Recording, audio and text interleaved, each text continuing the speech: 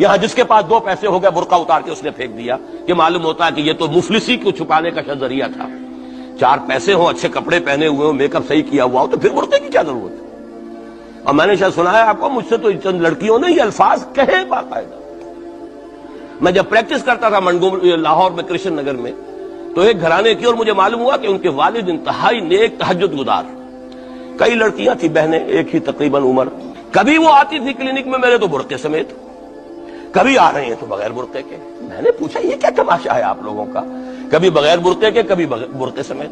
साफ जवाब दिया, डॉक्टर साहब जब हमें कोई मेकअप करने का, कपड़े बदलने का मौका नहीं मिलता तो हम बुर्का पहन लेते हैं, और जब हमें मौका मिलता फिर हम बुर्का काहे को पहनते। तो गोया कि उसको छुपाने का जरिया बुर्का है कि कपड़े मैले हैं, मेकअप नहीं किया तो लिहाजा बुर्का पहन लिया। ये है हाल पाकिस्तान में इस्लाम का जो हमने बनाया है।